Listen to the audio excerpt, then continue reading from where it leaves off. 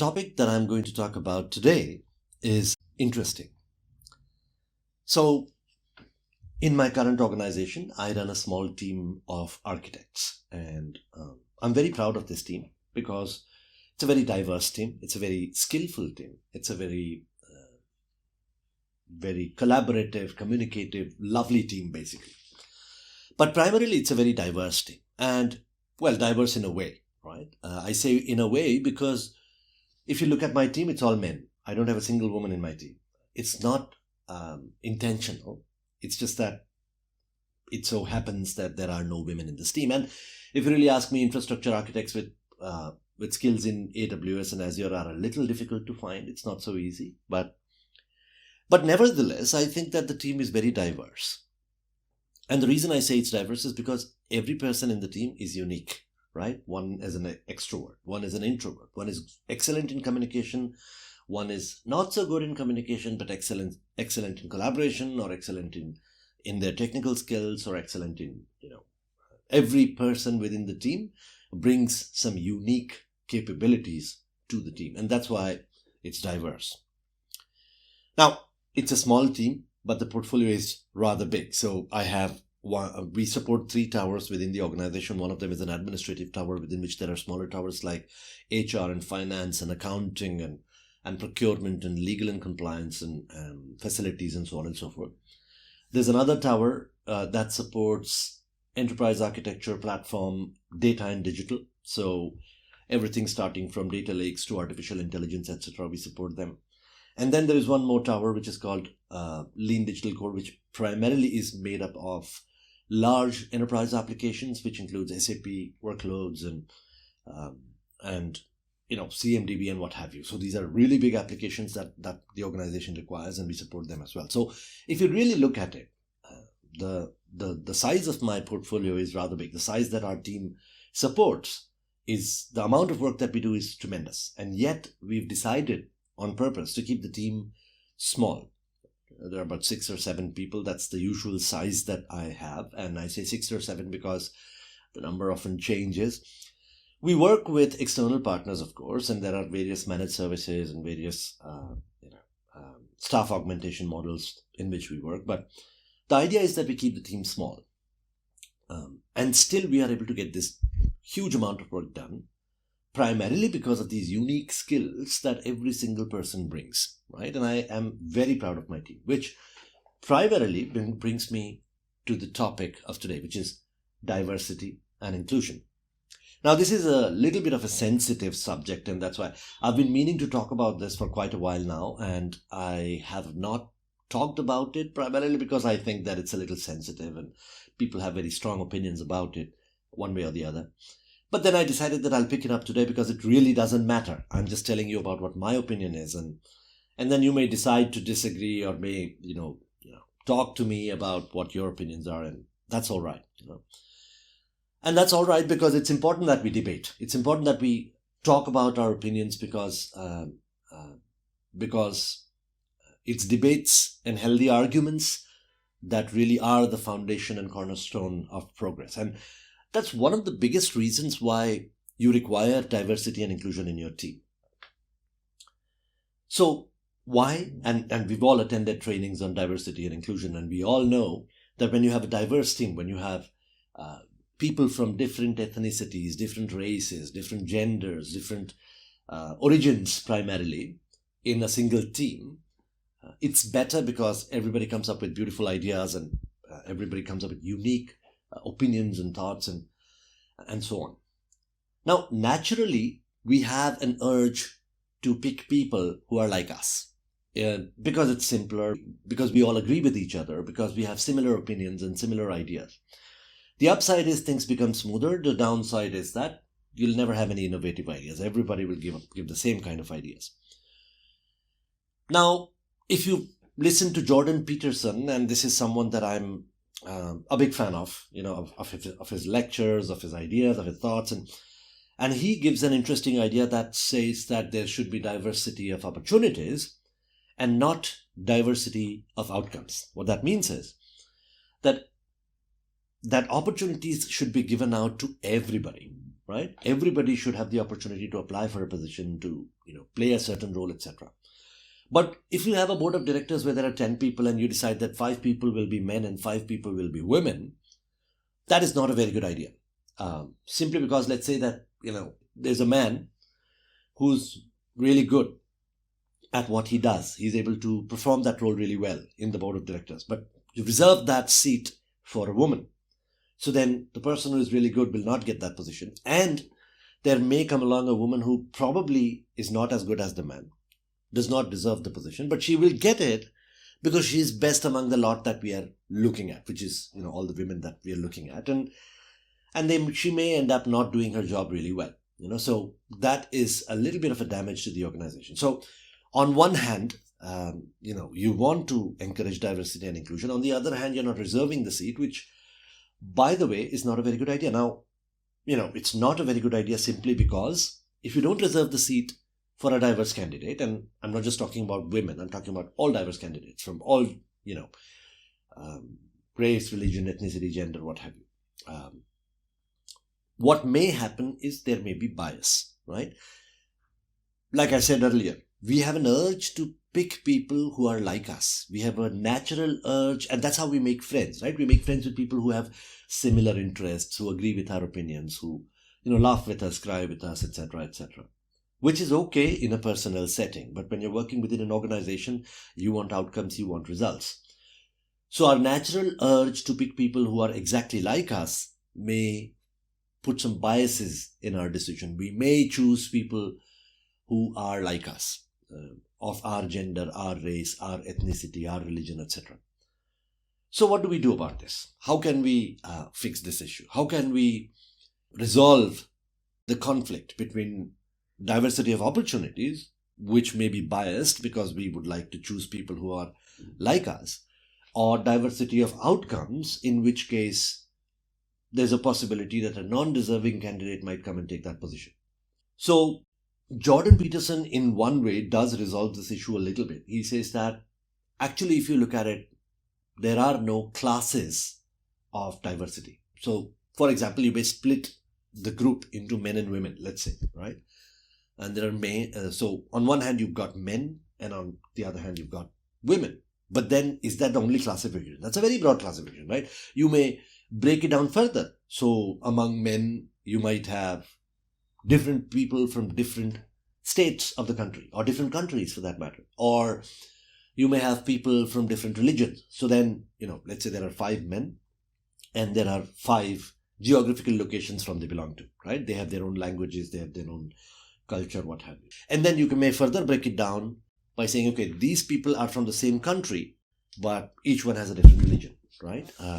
And then if you're talking about India, then there are so many languages that people speak, right?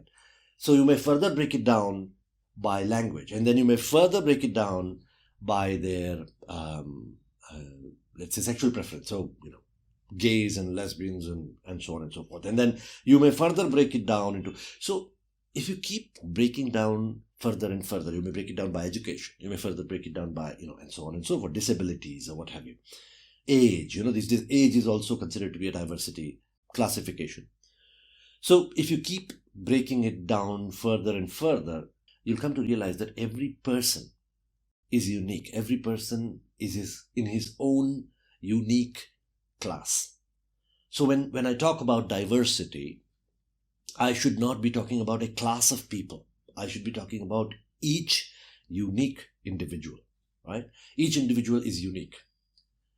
Does that mean that a bias doesn't exist? Of course it does. It does. It's just that we are not, when we talk about diversity and inclusion, we should not say we'll hire women or we'll hire people from a certain religion or people with disability or people of a certain age, because then we are classifying it. We just need to understand that it's a subject that is a little more complex than this or that.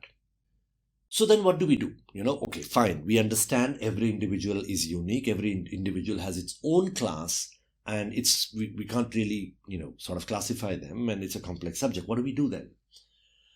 Well, people say that Peter Drucker said that culture eats strategy for breakfast. And there's some controversy about whether he actually said it or not, because there's a ton of material that says he never said it in any book, at least, and there are other people who said that he did. But the important thing is that culture is a very important thing, organizational culture, and the way that we can, in my opinion, and I'm going to leave it out, this topic open. Listen to my podcast and you tell me what you think is a solution to this problem.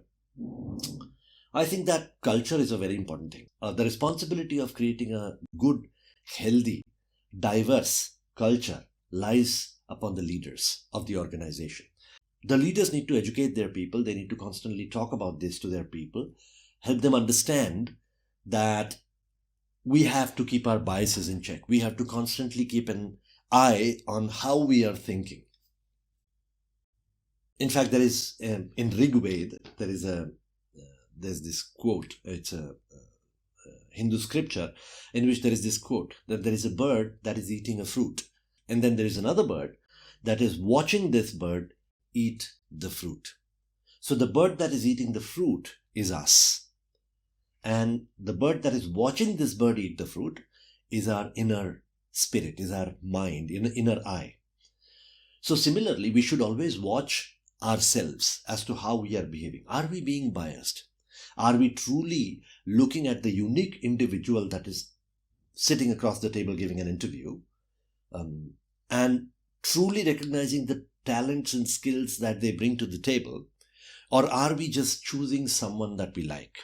I have seen many people choose not so appropriate a person just because that person is more congenial, more similar, more like the interviewer. So what I'm trying to say is it's the leader's responsibility to ensure that they educate the people within the organization to ensure that they keep a check on the biases. There is no organizational solution to this. There is no enterprise solution to this. There is no rule or policy that you can create that can truly fix this issue, right? Because I've seen this go both ways. I've seen organizations where they have equality of outcomes and that has failed. It has created an environment where there is a morale breakdown, where people are not happy that on one end that some person was promoted to a certain position because of their gender or because of their ethnicity or etc. etc.